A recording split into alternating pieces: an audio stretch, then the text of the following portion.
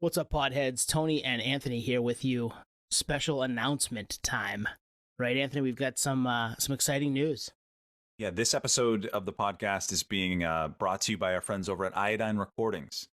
So we go way back with Iodine. I was looking back. I have a CD sampler that dates back to the early 2000s, 2002. It was a mixtape with love, a mixed CD with love from Iodine, and it had Orange Island and There Were Wires and actually a bunch of other labels and bands and whatnot. So this is very exciting because we go way back. Are we ready to spill the news on this? Hell yeah. We're excited to announce that last Friday, Quicksand Slip 30-year reissue. Hell yeah. Yeah, they announced it. 30th anniversary edition of their debut, Quicksand's classic debut, Slip. If you've listened to this podcast, you know how much we love Quicksand. We love the album Slip. So this is super exciting. We've been hoping this would get repressed. So Iodine's presenting the record in several different configurations, including a limited deluxe gatefold with slipcase and a deluxe LP with a 64-page hardcover book that includes a foreword by frontman Walter Schreifels, never-before-seen photos, rare concert posters, original art, and more from that early 90s time frame, so 90 to 94. The book chronicles the history of the influential album and is commentary from many notable bands and former guests of this podcast. So this makes it extra special. Anthrax, Sepultura, Helmet, Thursday, Rise Against, Refuse, Youth of Today, Thrice, AF, Snapcase, Earth Crisis, Cave In. The list goes on and on and on. There's several different variants. It's available for pre-order now and will be in stores at the end of March 31st, 2023. So we're just stoked about that. Like I said, we've been hoping that would get repressed. And Iodine's been busy too, right? So they returned back in 2021. In that time frame, have had almost 20 new releases. So they've been crazy busy. Stretch Armstrong, The Darling Fire, One Line Drawing, Shout Out Jonah, Jerome's Dream, Smoker Fire, and plenty more to come. All the info about Iodine in this release, iodinerecords.com, or follow them at Iodine Recordings on Instagram. Yeah, we are super stoked to announce this and can't wait to have that vinyl in our hands. If you know us, we're huge vinyl heads, we're huge Quicksand heads, and to rattle off some of those names, and having talked to Tucker Rule about this record, having talked to the guys from Anthrax, it's pretty cool. Having talked to Sergio Vega himself, pretty cool to have this come full circle. So yeah, everyone, check it out. If you haven't heard the album, you'll love it. If you know the album, you want this vinyl. So go to all that contact info we just said. It's in the show notes too. Click there.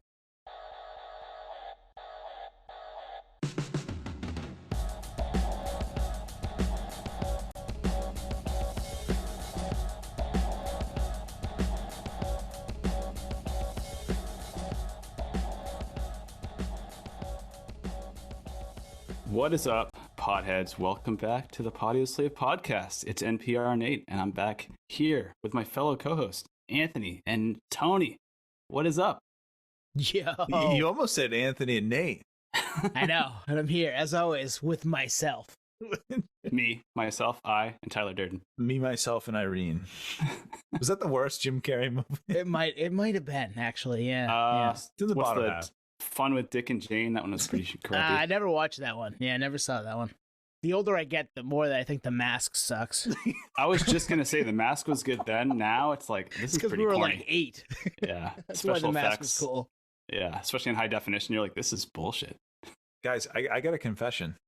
I've never seen Ace Ventura 2.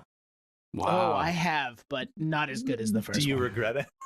Not near. I sent an Ace Ventura, the first movie, gift the other day to my brother-in-law. So this is nerdvoyance.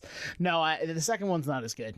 The line, "You must be the Monopoly guy," is pretty good, but that's about it. That is the best scene in the movie, actually. Yeah, yeah, that's about it. Doesn't he put like broccoli in his teeth or something? Yeah. Is that? Yeah. Or is that the first one? I don't know. It's just not as good. And the spears in both legs is pretty funny, but yeah, the first one is much better. What do you know about Ray Finkel? They're little footballs. All right, I'm done. 90s OG. That's a 90s OG right there. Hell yeah. All right, but you didn't come here tonight for Ace Ventura talk. You came here tonight for music talk, right? So this is what we're doing. We've got some music talk for you. some commentary. We're dusting off an old segment, a really old segment, right? We haven't done this one in, over 130 episodes or so, right? I look back, episode 16, the summer of 2020. Yep. That was eons ago. In pod life, that's like a whole lifetime. Oh, totally. Yeah. Most people don't make it to the 16th episode. We're bringing the 16th episode to episode 152 right now. Like, we're going to do it again. Heavy therapy. We're back, baby. Heavy therapy. It was so long ago that I didn't have facial hair, and I had hair on my head, and now I don't have hair on my head, and I have facial hair. Your hairline is back an inch or 2 or 3. Yeah. Which, there's not much left. So, hey, did you guys listen to any of that episode? Like, no. Did not you? in prep for this, but I did out of curiosity, and I got thoughts. So this, lay 'em on us, man. Let's go. This was, if you remember, this is when we used to record on Thursdays, and release on Fridays. So it sounded like shit. The episode, there was not much editing at all. Tons of background noise. So we were still very much figuring shit out. We sounded like timid and pretty cautious, and I don't think at that point, I don't think we found our voice. Like, and I think we're still, probably working on that now. But the other thing is, it wasn't very conversational. It was very much like round table. You go, then my turn, which I think we do that in a good way better than a lot of podcasts. A lot of podcasts just talking over each other. And at that point, sometimes you can't even hear it. But back then it was very much like your turn, your turn, your turn. And I think we've gotten better at that in like a good happy medium now. But I don't know. Listening back, I'm like, how did anyone listen to this and enjoy it? It's funny because people did listen to that episode. It was one of the first ones we were like, people are starting to take notice of us a little bit here. They like this idea. They like the idea of heavy music being cathartic and, what it stands for. And it's not necessarily angry or making you angry. It's something that you listen to kind of blow off some steam. And this was, the impetus for that segment back then and still is today. I'm just looking through my notes from then. And yeah, man, we'll do it better tonight. Yeah, I think we've grown. When you think about like everything that goes into recording, especially then, it's like you have to figure out how to have a conversation, look at your notes, have kind of some tangents on your whatever, notes that you have and really elaborate on those points and really keep the conversation going all simultaneously. So it's an art form I think we've gotten better at for sure. So to your point, Twan. So I didn't listen to that, but I can imagine it was a pretty rough demo tape. Yeah, there's audio and visual cues that we have now that were better. And I think we were recording different too back then. So like my track was much cleaner and clearer than yours, which now I think they're all pretty much the same in a good way. Yeah, we definitely leveled that game up. So Nate, what does this topic mean to you? Like heavy therapy, like when you were going through your selections, what was your criteria? Because I'm curious. I think people could have different definitions just based on those two words. Yeah, it's a great question. It's actually something I thought about in depth today, mainly because there is a true therapeutic concentration called music therapy. It's actually something that people do as a profession. It's a real, I don't want to say industry, but it's a naturopathic way of getting therapeutic relief. There's a website called verywellmind.com, and I pulled this up earlier. It's kind of like a WebMD to an extent, and kind of gives you a really good definition of what is music therapy. So not heavy therapy, but music therapy as a kind of a, I don't know, overarching theme.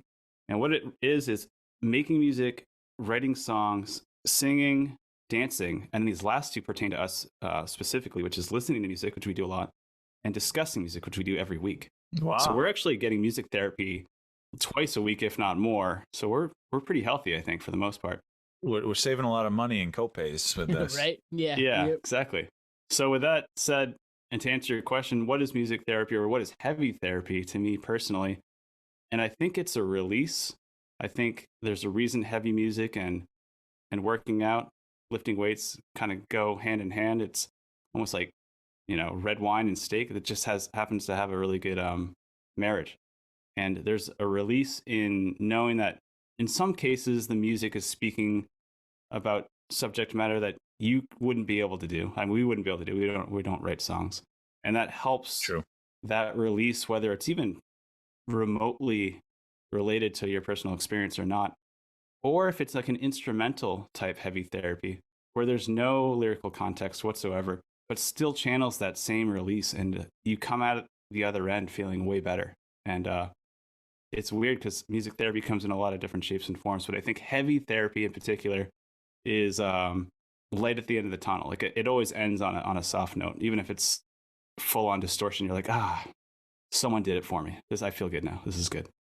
You said exactly my thought process, which is it could be heavy sonically, heavy lyrically, heavy themed, anything in that world. And sometimes you get all three. Well, it's in the eye of the beholder or the ear of the beholder for this, right? Because I remember when we did this the first time, I think we pulled albums. We might have pulled albums, but we talked more about like the themes of some of those. Like I think we had, Nate and I both had 9 Inch Nails. And looking back tonight, I was thinking about doing them again. I was like, we did them before. I don't know if I want to do that again because we've already kind of went down that road. And we'll probably talk Nails again at some point, maybe more in depth, just the catalog. But it's all about what it does for you as far as making you feel better. I know I always say that to my wife. She's like, why do you listen to this? Like it feels angry. And I'm like, some of it's angry, some of it's just, it's a feeling and it gets me through it. And after, I feel so much better. It's like going, for a run or going to the gym. Like you just feel better after. Maybe it sucks in the moment. Maybe you're feeling the feelings that you're going to feel in the moment, but when you're done, you're like, all right, I can move on from this. Let's go do something else. And so 9 Inch Nails was in there. Reveille was in there. Incendiary, Hatebreed. Was Elliott Smith in there? Maybe. I can't remember. Yeah, I can't remember. I looked at the cover art that we did for it, and I remember a few of those that stood out. It was a fun conversation. It was one that we always kind of pegged that we do again, and here we are. I think we're ready to do it again. So I've got 3 songs prepared. I don't know about what do you guys? How did you guys tackle it this time? I did bands. I kept it broad. Yeah, I kept it really broad. And well, in one of the cases, they only have a little bit of material, so it's either an EP or a couple EPs type of thing.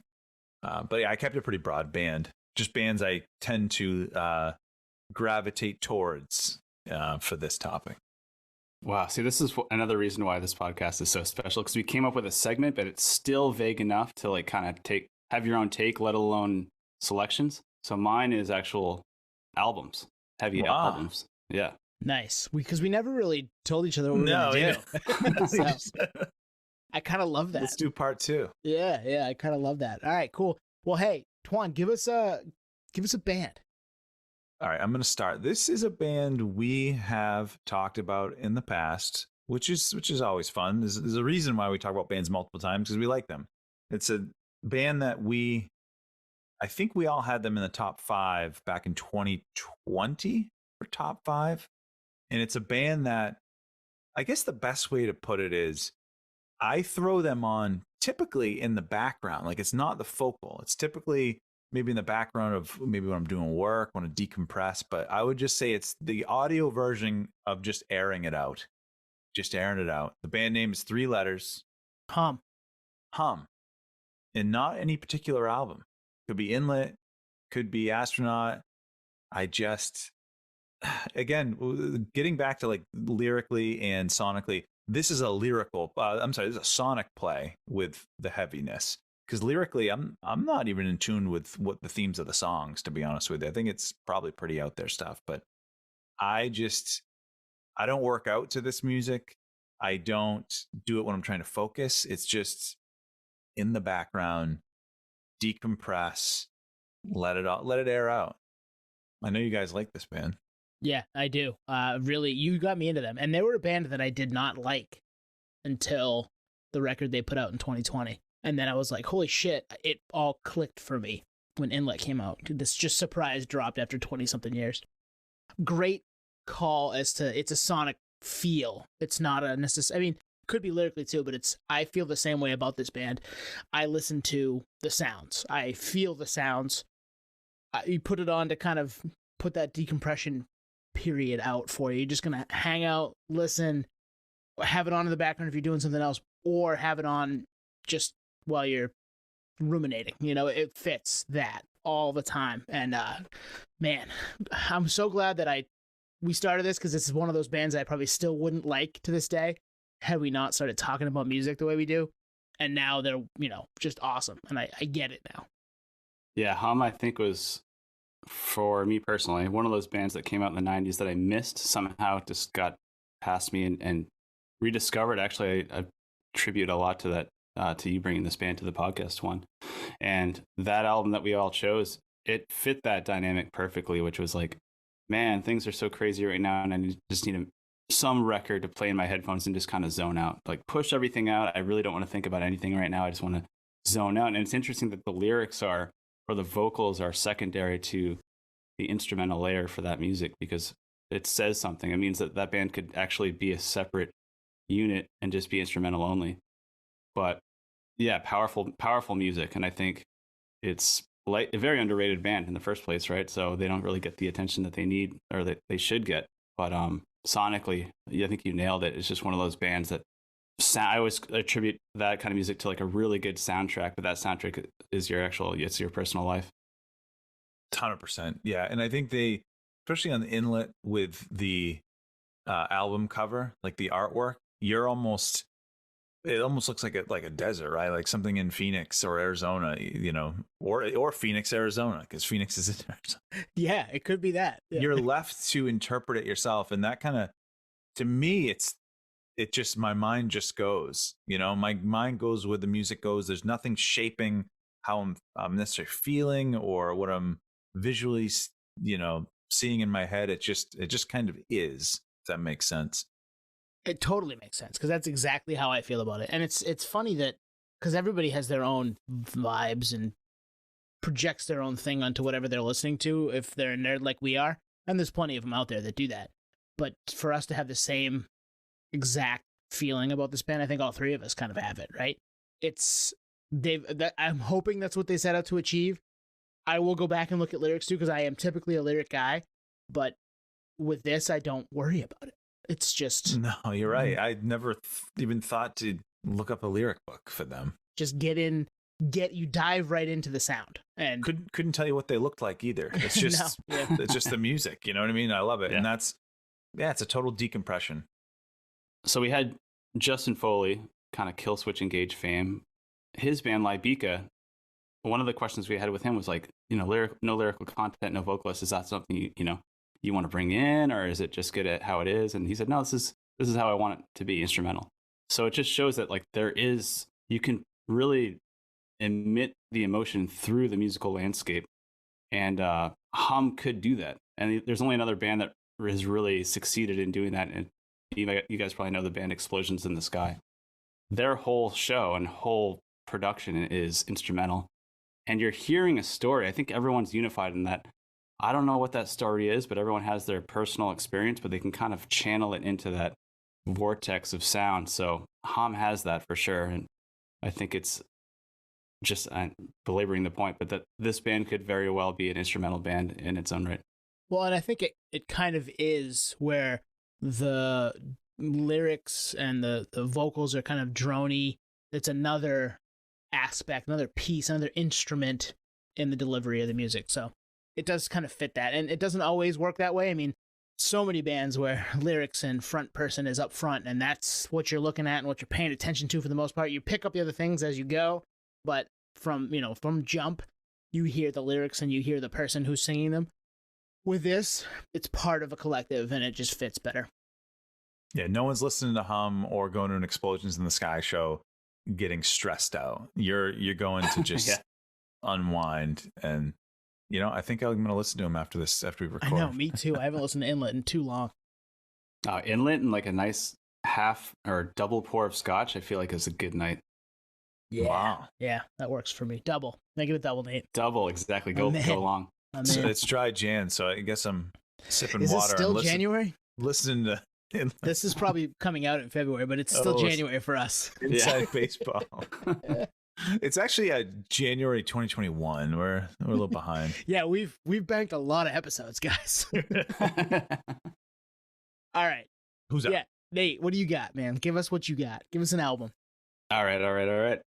I got three albums that came to mind. I actually had a bunch of others, but I circled back to one and added two.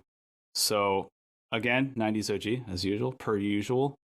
This is like ultimate heavy therapy. Heavy in particular with the guitars, and then you throw in some pretty, I don't know, Alice in Chains. bone-chilling vocals. Wow, holy shit. Ding, ding, ding. You got it. How'd you get it? Wow. Just the Because guitar clip? I almost picked them for tonight because they fit this to a T.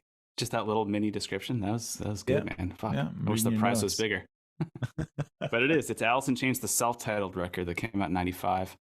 I mean, you got to think, just opening with that track Grind in itself, just that track. If we're going to say songs on a singular level, that song alone is like music therapy to the nines. It's a perfect song, so it fits multiple segments. But yeah, Alice in Chains self-titled record, heavy therapy to the number. I listened to this record in its entirety today, and I was reminded of the greatness that is Alice in Chains. Jerry Cantrell's amazing licks, but Lane Staley's just really, really deep, bone-chilling vocal delivery is undeniable.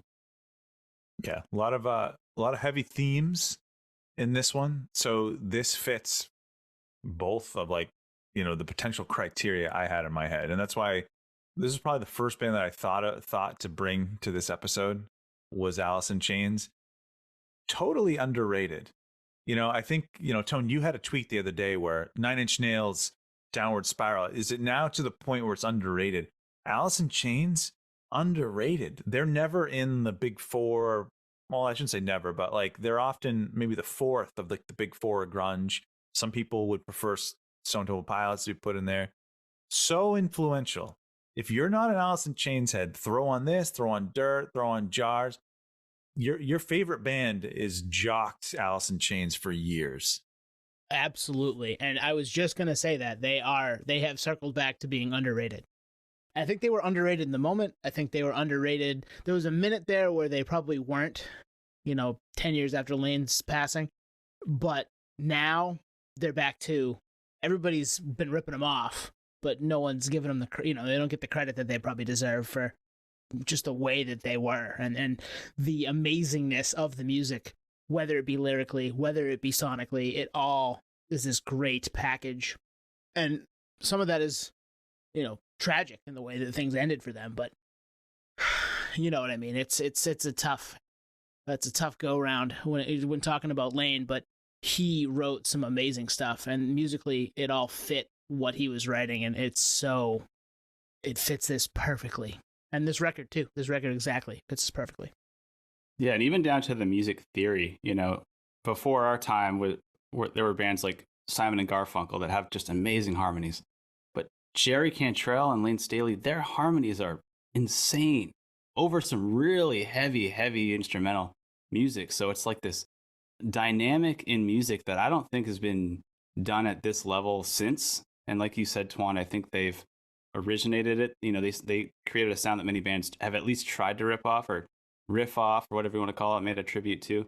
But this is next level. I mean, you got to think like the song Brush Away, it's got some Metallica kind of Kirk type licks on there, and then again Over Now, which is a little bit slower but still has that deep, at least lyrical content.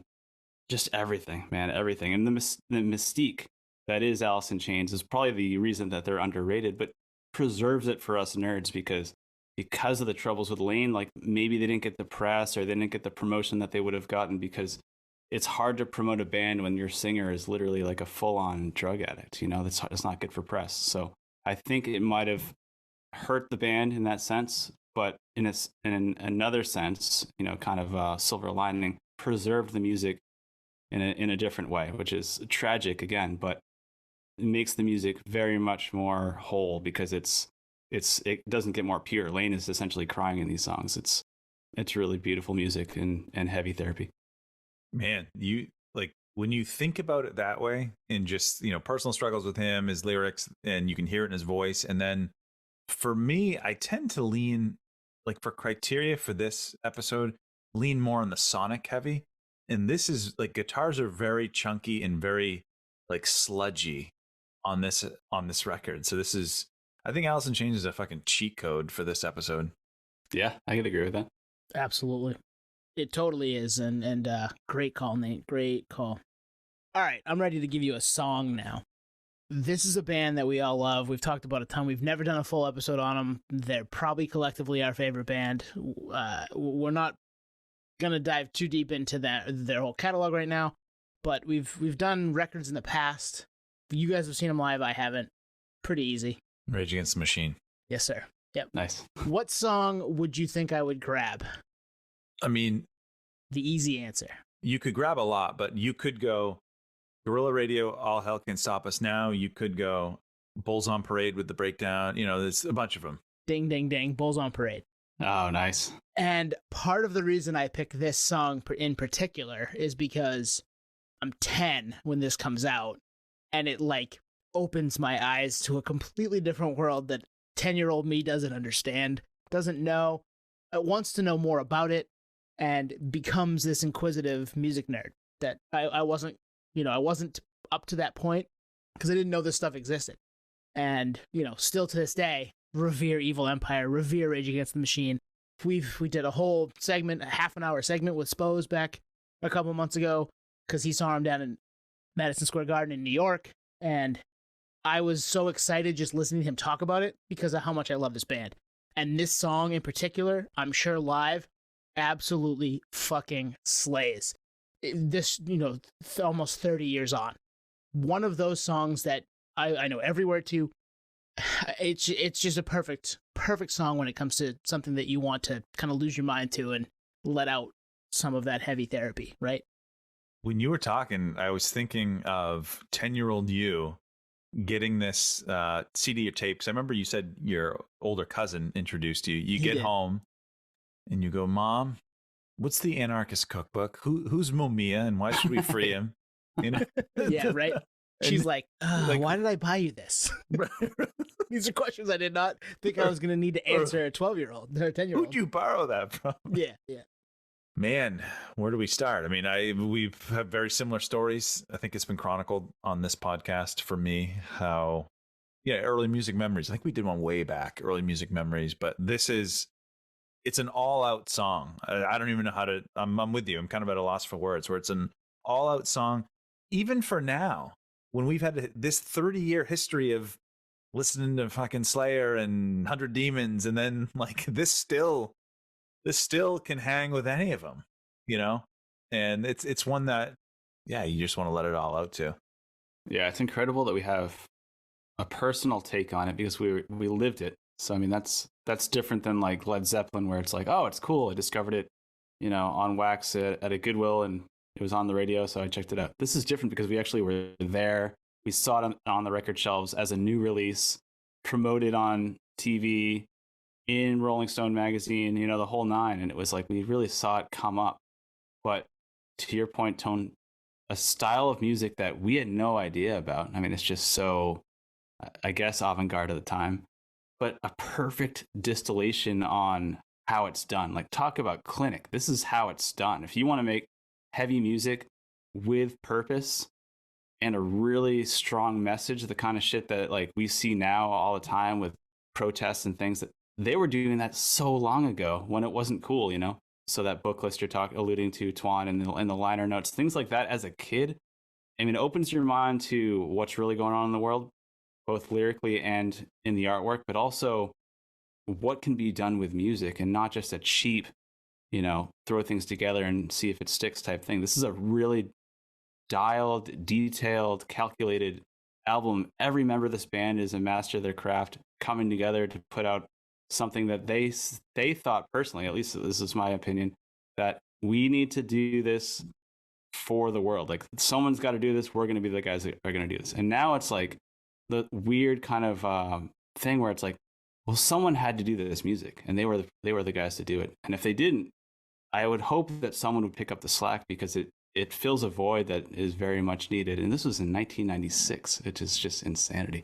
No one has filled their void that they left in 2000 when they put the Covers album out, right? Right. It's been 22, almost 23 years. It's time. I want more music, guys. Come on, give us something. They would slay this time frame as far as their message and how they do their thing. Full disclosure, I had to edit part of my opening part of this because I got so excited and amped up that I lost my train of thought. Like it's cleaned up back there. You didn't get to see it, but man, that's what this band does to us. So I got a question for you guys. What lines do you think they considered for what eventually ended up being "Come With It Now"? Because it wasn't that. No, there were other things. Yeah, I don't even think it was part of the lyrical content. I think that was just press record, and Zach's just like freestyling, and he's just like, "Come with it now," and just goes, just rolls. Yep. Here we go again. Yeah, like it could have been a bunch of different things, but you're right. It's probably something that allows that song to be played everywhere. Right. not just dropping an F-bomb out of the gate and being like, well, there goes the radio single, guys. Man, there's just some lyrical gems. I walk the corner to the rubble that used to be the library. Line up to the mine cemetery. Yep. I mean, what we don't know keeps the contracts alive and moving. We don't got to burn the books. They just are moving. We can do the whole thing. I mean, that lyric specifically is just goes against everything that we were getting taught, right? It's like, wait a second. Great pick. Yeah, so that's my first song for tonight. Twan, give us another band. No snaky snake draft tonight? No, I think we've got enough. We can do this for a little while. Go for it. So this is one that I thought of pretty quick, actually, when we said we were going to do this. And it's actually going to test to see if you guys check out some recommendations that I make.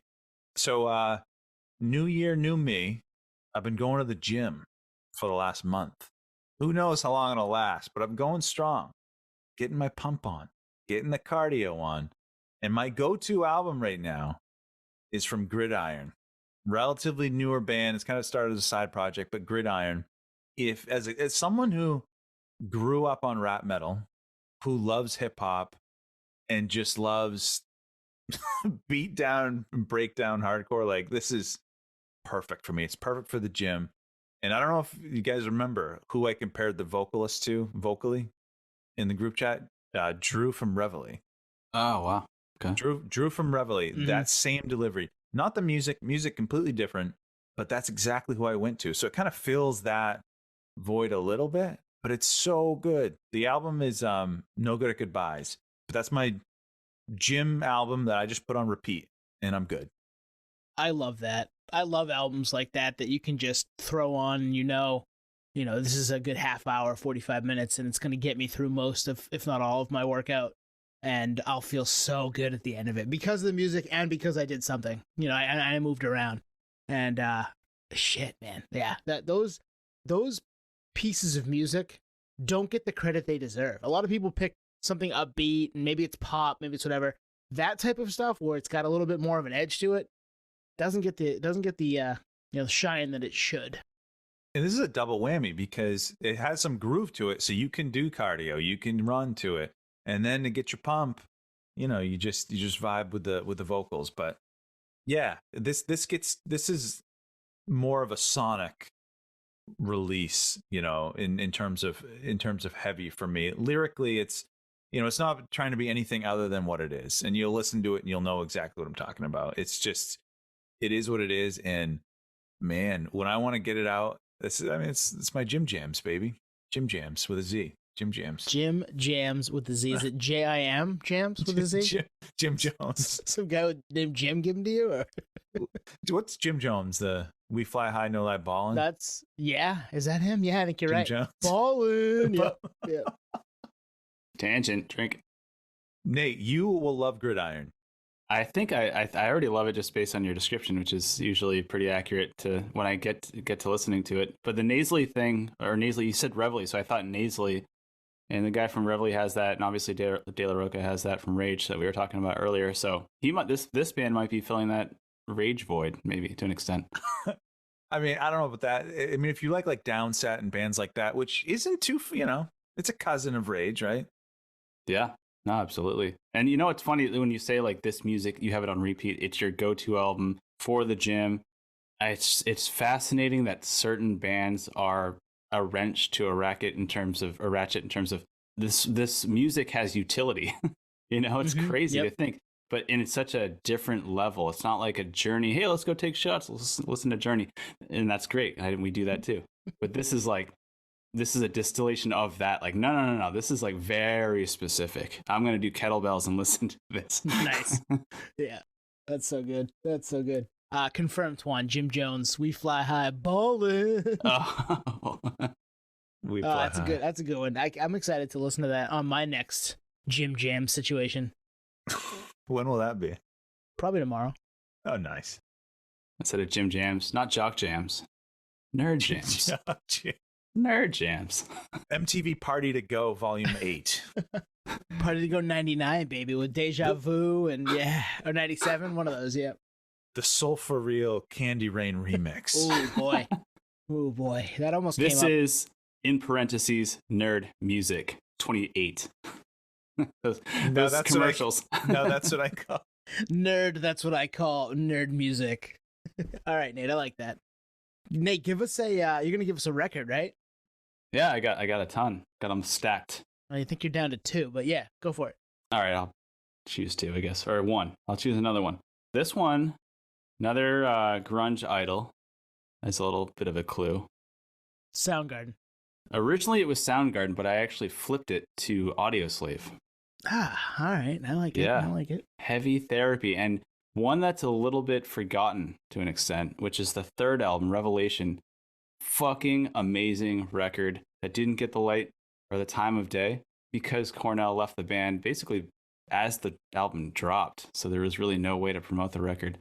So if you were a fan, you bought it, and I think they disbanded like a month after, something crazy like that. The timeline was so so tight that it basically fucked up the whole promotion calendar for the band. But this record, man, I gotta say, after revisiting it recently, and I think a few years ago I had listened to it because it came up as like, you know, when you're listening to a band and like they'll just like play a band that sounds similar, and I was like, I rediscovered it.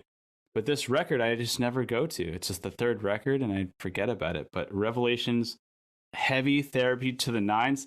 It's not like a front to back heavy record because Cornell has that versatility in his voice that he can go kind of soul, funk, everything.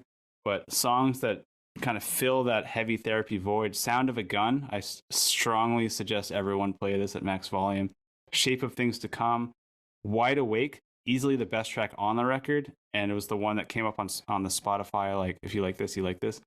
Broken City isn't heavy, but it's got like an interesting funk element to it that is just so unique. It just shows the, you know, I don't know, the textures that Cornell had. And I saw Audioslave a few times, but I also saw Cornell solo when he left Audioslave and he played New York City at Irving Plaza like a month later, and it was fresh off of Audioslave. And the reason this record sounds so good, and he was so good at that show at Irving Plaza, is this was like him at peak performance. His vocals were perfect, live, everything. He nailed it.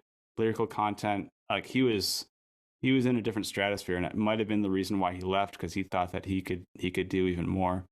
But yeah, amazing Heavy Therapy, and it may not be a front to back Heavy Therapy record, but those songs that I just listed fill that description, I think.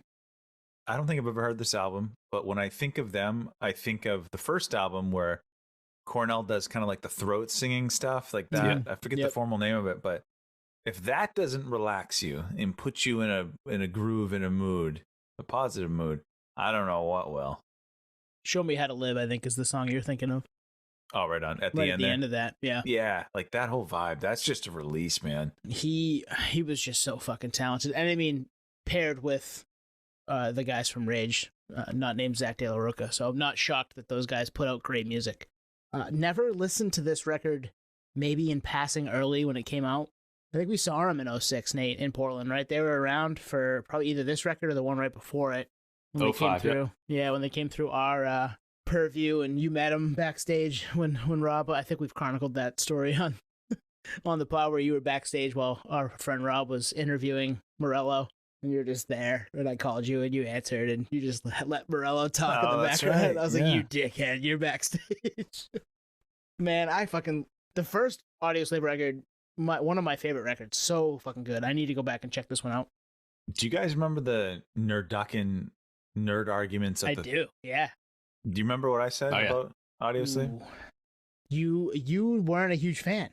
Overrated. Oh. Which is interesting because I don't think, like, in 2023, I don't think they're like a highly revered band. You know what I mean? I think they've kind of got lost in time. Yeah. So maybe they're properly rated. I don't know. I just probably can't get over the fact that, like, you know, my favorite couple broke up, the Rage, and now like they're off with this new fling. It's like, well, I don't like this new stepmom. Like, I like my mom, Zach. Right. And as much as we love Cornell, he was good with Soundgarden, and I mean, he went back to Soundgarden for King Animal, but we still haven't got a Rage record. So I've never heard that album title, King Animal. that might be. I don't know. I don't know if funny to me. And it's a cool photo of the cover. It's yeah. It is a cool cover. Artwork's cool. Nate, we saw him on tour for that, did we not? Yeah, Orpheum Theater in Boston. Yep. I was stoked. Everyone else was bummed. You were bummed.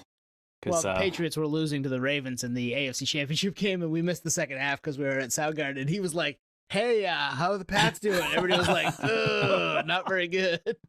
Which, you know, is a clear. I mean, I gotta highlight this because it's like that just shows that, unfortunately, the advancements in technology degrade a concert because no one was watching the show. They were fucking on their phones, man. You know.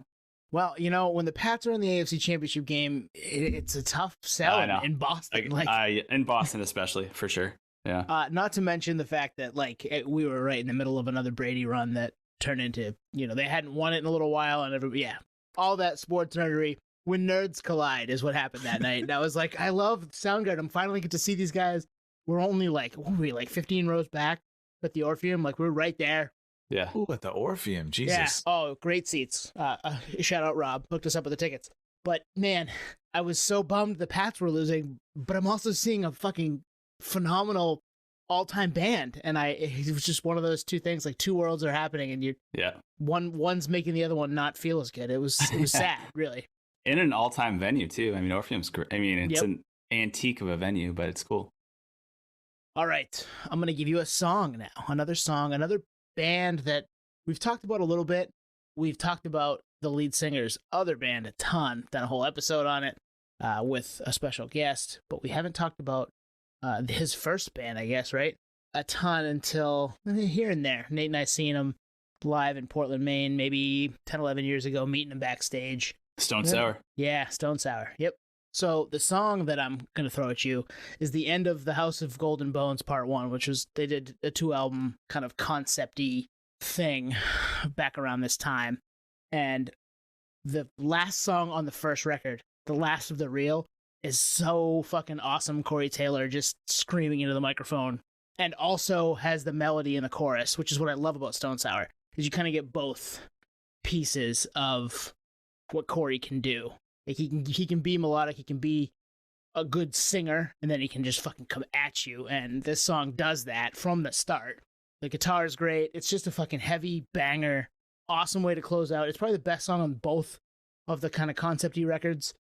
And I always come back to this one when thinking of Stone Sour songs to listen to. It's The Last of the Real. I don't know if you guys have heard it, but it's a fucking banger. So I can't think of this song. Yeah, I haven't heard this, but I know the players and I know the potential, right? I mean, I can see how you could get kind of lost in the sauce with this. I remember in the moment you were like fucking promoting the shit out of these two records. You were like, dude, the first one's really good. I didn't spend enough time with the second one. The first one's really good. Yeah. I think, and I remember listening at the time, but I can't remember the song on the top of my head. But to your point, like Corey's delivery on, you know, heavy songs. I mean, obviously he's a Slipknot frontman, so we all know that. But in a different band like Stone Sour, and still be able to do it and not just replicate Slipknot and really bring it to a different, you know, part of life, which is Stone Sour, which is, I guess, like a rock and roll band more than a metal band. But there's still metal elements in there, obviously. You got Jim Root. For sure. Yep. Jim Root from Slipknot too, obviously, or former. He was there for a while on this record, I know. And yeah, man, his ability to, I don't know, transfer emotion sonically, like we were talking about, but also vocally, he might be the greatest of all time, and I think we're biased because it's our generation, but it's so good. It's so clean. It's pulling from so many influences, but things that we can kind of relate to an extent. And then just seeing the interviews with, I mean, this is kind of sidebar, but seeing how he speaks and how he talks adds another layer to his lyricism and just personality and his singing. Like you're like, oh, I feel like I know this guy. It's like almost like Marshall Mathers. Like I know where he's coming from in his struggle, and now the music has more value.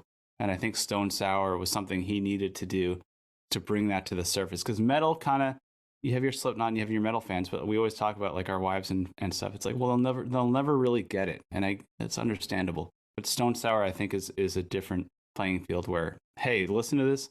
Let's go see a show. I think you might actually enjoy this. This record, I think, was the one that we saw them on tour for, Nate. The first of the two. I was just going to ask this: if you saw this song live. I don't think they played this song live. He did a little solo thing on his own, though. He came out and played like 3 or 4 songs. Some of it was acoustic. Some of it was with a guitar plugged in, I think. Awesome show. One of the only times I think we had 2 sets of tickets, Nate. We went to the meet and greet and then left and came back. I think we talked about that in the past too. But yeah. Went across the street and had a couple of beers because we were able to get in twice with That's what the we perks. had The connections. The perks of having friends. Thanks, Rob. But it was so cool. And they had the vinyl. This is a vinyl like show regret situation. They had it there, and it was cool. Kind of, it had one of those like things you could like pull out and have it stand up, and it was intricate. It was one of those things that you don't see a ton, and I wish I had bought it. It was like $50. I should have bought it because there aren't a ton of them, and I think they're pretty expensive now. So one of those things that you walk by the merch booth, you see it, there's not a ton of people in line. It's like, I don't want to hold it all show, but I do want that. I should have just fucking bought it. It does suck to hold shit for, especially like posters. You know, you get I've bent so many posters just, hanging on to it, and vinyl, you get it's just a weird shape. But the question I had for you guys, and we could do a whole episode on this, but I'll ask it anyway. Is Corey Taylor, I don't think he's underrated, but is he underappreciated? Yes. We're biased, as Nate said. I think yes. I think he is. I agree. I think he's full-on rock star. Yeah. But he's also pretty down to earth, is what it seems. I think he's so underappreciated. Honestly, I think it's like the sports analogy. It's like LeBron. Like no one's really appreciating LeBron right now at 38. You know what I mean? We take him for granted, but he's still doing it, guys. He's still at that high level. And I think when it's all said and done, he'll be, I don't know, I hope he gets his shine and his colors. I mean, all the news outlets, love him, but I almost think that's kind of hurt his legacy, because now it's like an ongoing joke of like, oh, you're talking about Corey Taylor again. Yeah, true.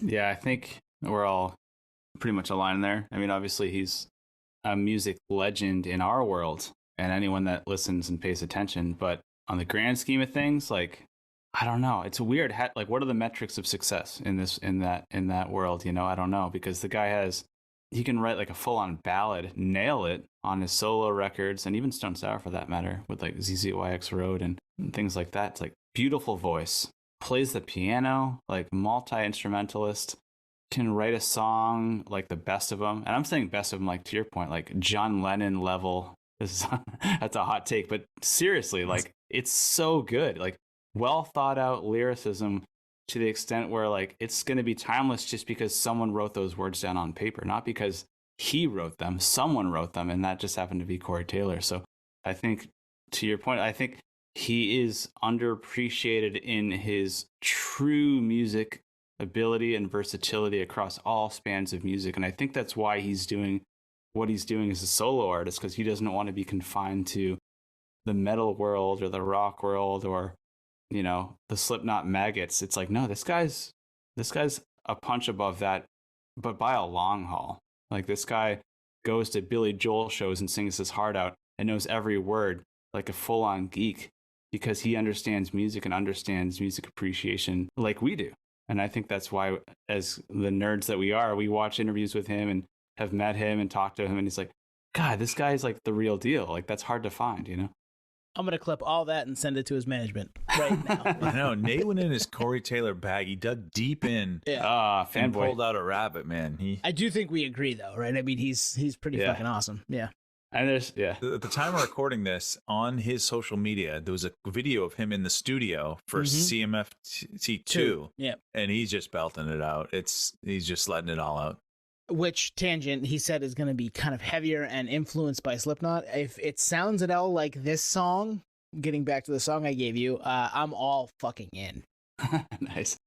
See, we're better at this. We know how to like pull it back in, rein it out. You know, we know we're doing it now. I mean, yeah, we got it down. And we don't need 2 hours either. No, well, I mean, we do, but I cut it down. I'll gladly fanboy for artist submissions all day. If he heard that, he'd be like, this guy's maybe a stalker. Yeah, right. This one fucking weirdo. I'm out of here. But if he heard, like, if we did get him and we rolled that clip, no, we wouldn't do that. No, I would do it because he would be hilarious about it because he's the kind of guy that I wouldn't do it. We're not doing it. Yeah, but you know what I mean. Yeah. He's like at the end of the day, he reminds me of Greg Bergdorf. He's just like a fucking goofy dude. Yeah, I think he'd enjoy talking with us. Maybe someday. You never know. I know. You guys should just wait outside of the toy fucking convention. Well, yeah, he's coming to Maine. I'm excited to go to that show. Yep. All right. Is it me? Me for round 3? So I don't know what you guys have planned for round 3, but I'm going to keep this kind of brief because it's probably a recommendation and not one that, I mean, we can have a conversation on this. You guys know the players, and I'm going to pull a tone. I'm going to pick a song because this is the song that I go to when I want to just kind of unwind and listen to this band. And it's the band Down, which is Phil Anselmo, Kirk from Crowbar. There's a dude from I Hate God, and Pepper Keenan of Corrosion of Conformity. Stoner metal, sludge metal supergroup, if there's ever such a thing. I got into these guys in college. One of my buddies that was on my floor loved them. But the song is Hail the Leaf. And I think you can probably tell what it's about. That's not why I like it. That's not my world. Oh, come on. It's definitely not my world, I'll tell you that. But I can appreciate, if you want to do that, whatever. But it's Hail the Leaf off the NOLA album. And that was the album that came out when Pantera was on a break between Great Southern Trendkill and I think Far Beyond Driven. But listen to this song. And if you want to go in that headspace, go for it. But just listen to the song. And it fits this episode to a T. And it's my go-to for Down. Down fucking rules. And it's very topical too, because Pantera is back. Yeah, I am down for Down. Similar time frame, I got into them around 07 actually for me, so it's a little bit later maybe.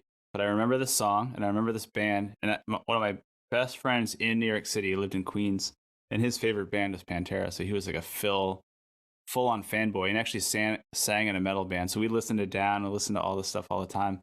And they would roll through New York City. So I think we saw them, and I can't remember if it was Hammerstein Ballroom or Roseland. But that was my first time seeing Phil, and just this kind of music. And I was already a stoner metal. So if you're speaking of like, do you live in that world? I live in that world.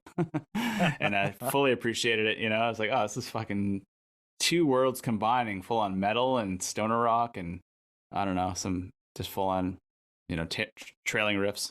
And it's a step up from Superjoint Ritual. Like Superjoint, I never, that's like too far. And I just think as a band, Down is better. And is Down as good as Pantera? Probably not. But Down it's a vibe, man. NOLA is timeless. Timeless record. And would it come out in 95, 94? 95, yep. Damn. Yeah, it's its own thing. It's like Tool and Perfect Circle. It's a different band. It has its own different respect. It doesn't have to be better than Pantera. It's equivalent in a different way. That's a good point, Nate. And especially bringing in the Tool and a Perfect Circle or Pussifer, right? Like, they all do different things. So it's okay to have members of a band be in something else that does something also awesome that isn't necessarily their first band. That's a good call. I need to check this out. I also like I'm a fucking Clutch fan. I like that stuff. So I'm in for that record, in for that song. Heavy, heavy, heavy. The guitars are just perfect tone of the guitars on this album. Love it. You said Kirk from Crowbar? Yeah.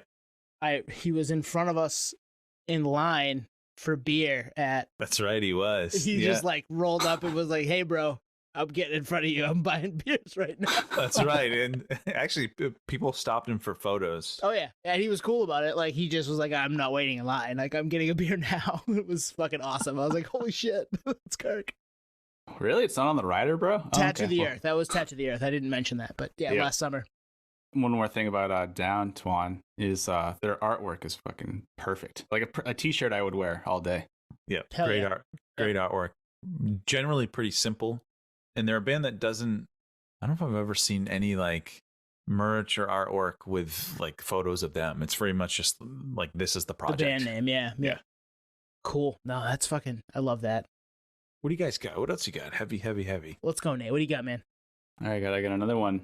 This is we have some history with this one actually. And me personally, in like kind of a comical, I don't know, want to say satire type way in high school as well. But this album, as I'm going albums, was good then. It's heavy then, but now it's got a different level of heavy therapy that I appreciate on like a different scale. And I don't know if it's like the lyrical Is this content. room getting smaller? Yes, you're 2 for 2. Really? God damn, I gotta send you some kind of price. Onesidezero. I'm on one right now. Yeah. I guess my hint. You know what? My hints are getting better. They're less Instead vague. Laugh is a banger.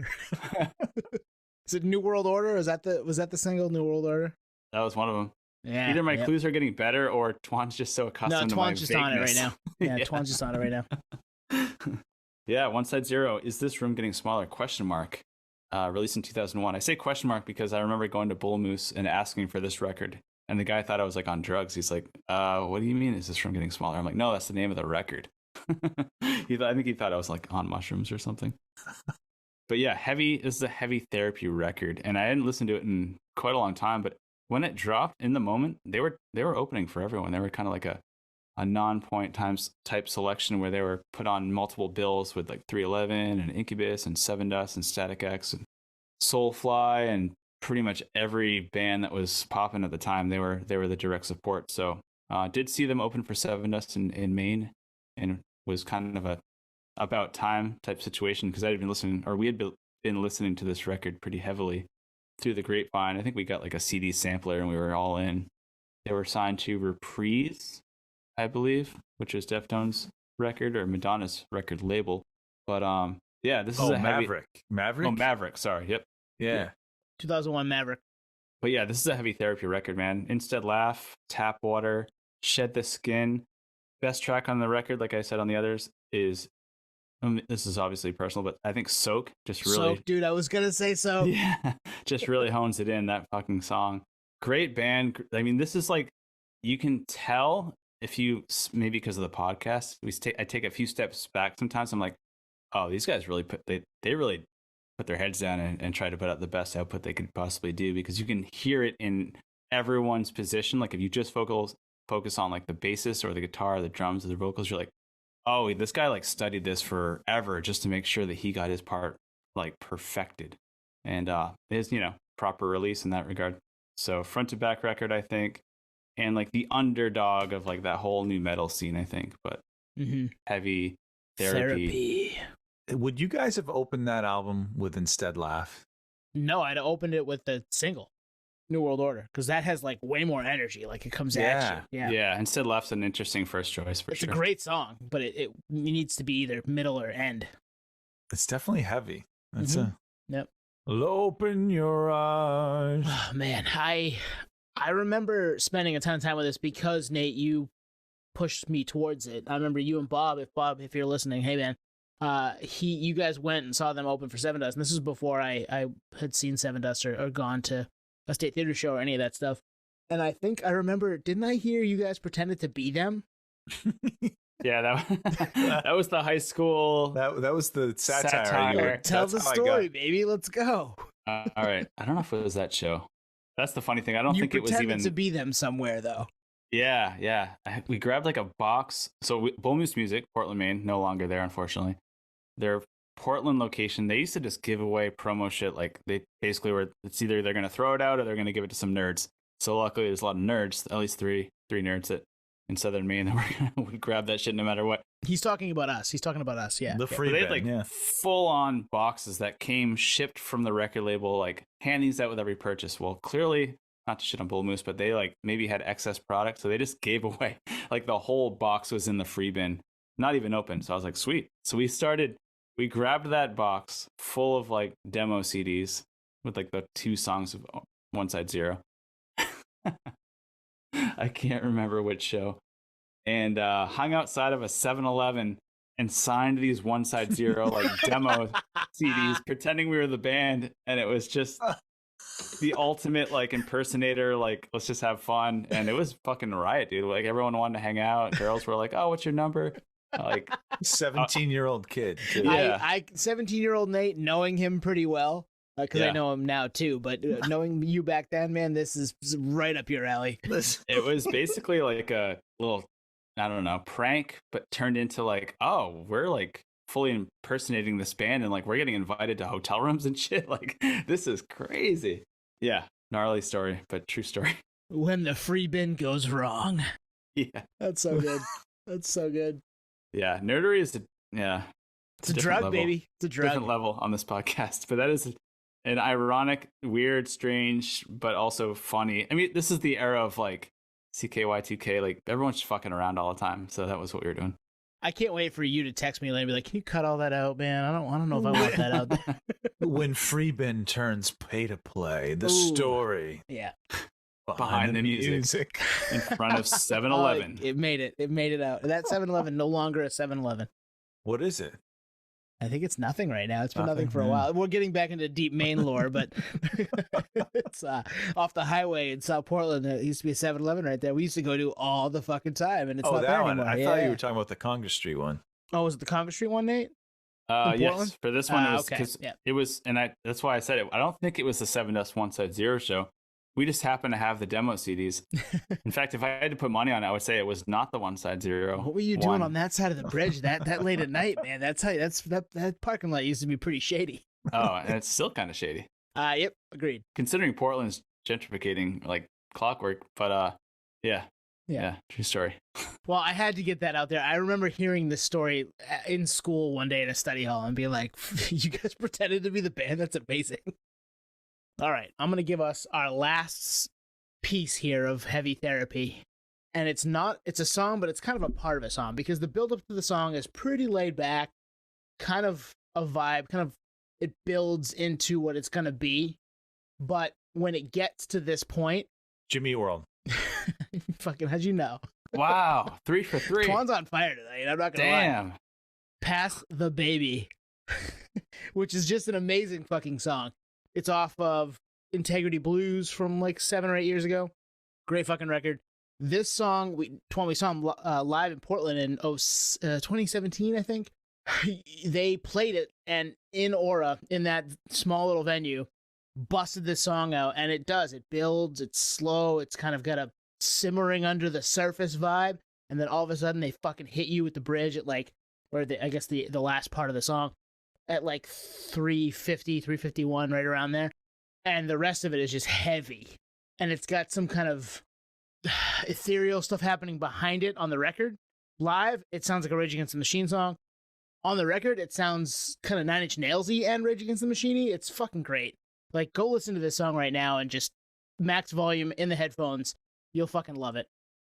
It's the kind of song, at least live, when, like, if that was that the first time we heard that song at all? I'd listened to the record because the record had been out for a little bit, but live, no, I never heard it live. Because it's one of those songs where live, if you're there with someone, you're probably like, looking at each other, whoa, where'd this come from? Especially if you hadn't heard the song. I don't think I'd heard the song. I remember, that was the first Aura show I went to. So that was probably 2017. Me too. Same one. Yeah, 2017, 2018. It was late April or early May of 2017. The record came out in the fall of 16, so. Oh, right on. Yeah, so I hadn't checked it out at that point in time. Yeah, this is a release. We talk about sonically, lyrically, this is a sonic release for sure. Nate, you know this song, right? Mm-hmm. Yeah, and it actually shows again, similar to the Cord Taylor talk earlier, the versatility of Jim Atkins and just this band. If you're a casual listener, you might think of them in like, the middle, like some radio singles and not really think much of it, but there's some depth to Jimmy Eat World that is completely unappreciated, and songs like this are a true testament to that. Just putting out, emitting emotion in song format that, like you said, you're looking at your friends that you're watching the show, you're like, oh, fuck, I didn't know they were maybe capable of this or feeling the same way. I think that's part of the music therapy is like, I didn't know they thought this, felt the same way. And it's totally just pretending, right? You don't actually know. And if the lyrics aren't there, you really don't know. But yeah, Jimmy Eat World, they are masters at this, man. And I think as a collective, as a 4-piece, one of those interesting phenomenons where they can pull this off and run with it, and no one would ever see it, expect it.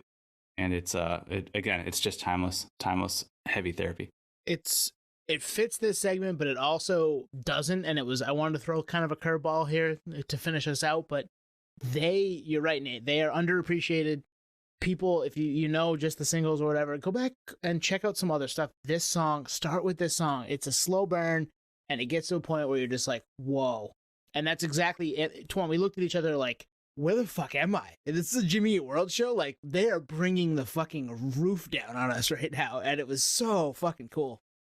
Well, the stage, they had street lights, or at least one street light, as kind of a stage setup. So it almost felt, that's an intimate venue. It felt even more intimate. Like it was almost, like at a fucking block party or something. Like you were outdoors. Like it was almost like a private show. Absolutely. Yeah, it was a full room, and that room sounds great anyway. And yeah, it just an all-time banger of a Jimmy Eat World song that I think gets overlooked because there's so many other great songs in the catalog, and they're not known for this kind of type of song. But the song's fucking great. Go check it out.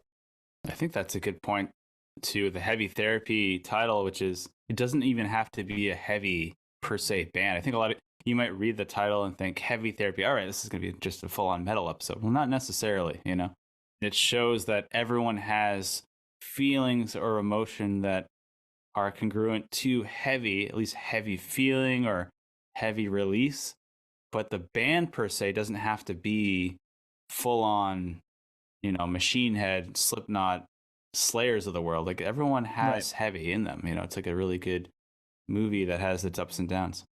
Well, and that's why you clicked on this episode to listen to it. And if you got all the way to this point, like, we really appreciate you, and I think you understand. Like, it doesn't have to be, right, like Nate said, this, one type of music. All these bands can do it, and all of us have these emotions and feelings that we use different music to get through in whatever situation we're in. And we just, us talking for the last hour, and how we came to the table with different takes and angles, not just in who we picked, but album, band, song. Right. Just show not even on purpose. No, not even on purpose at all. I know we didn't. That's funny. We didn't. We've typically pretty detailed in what we're talking about, but it worked out well. And a few of these I haven't heard, so I get some homework. Yeah, me too. I'm excited for it. It's great. You might say you have some gym jams. Oh boy, that's right. Onesidezero is my gym jam tomorrow. Shit. Well, hey, we really appreciate you checking us out, and we will be back next week with another batch of nerdery. I don't know what it'll be. Well, we'll figure it out when we get there, but hey, come along for the ride. It's a good one. I thought we recorded 200 episodes ahead. Oh shit, you're right. It could be anything. Well, whatever we decide to edit and put out. Yeah. We're going to record for 2024 next week, actually. Right. Yeah. Yep. That's all we do. We don't have jobs or families or lives. We just sit in the guest room or the pub or the basement and record. Yeah. Next week in March of 2024, we're going to discuss soft therapy. Retail therapy. Oh shit, I already did steel. So many therapies. Vinyl therapy. And with that, I'm out. Peace, potheads. All right, cheers, nerds. Thank you for listening to Audioslave. We are at Audioslave on Twitter, Instagram, TikTok, all of the places that you can find us on social media. Facebook, Audioslave Podcast. YouTube, Audioslave Podcast there. Email us at audioslavepodcast@gmail.com. And hey, if you want to become a supporter, click on the link at the bottom of the episode and give us $1, give us $5. It keeps the lights on, keeps us going. We really appreciate that stuff. Thank you. Pod Nation, welcome back. Hot. That was hot. Hot. Very so hot. Too hot to make it NPR Nate, not hot enough. That too hot. That was Coolio's too hot right there. All right, let's go.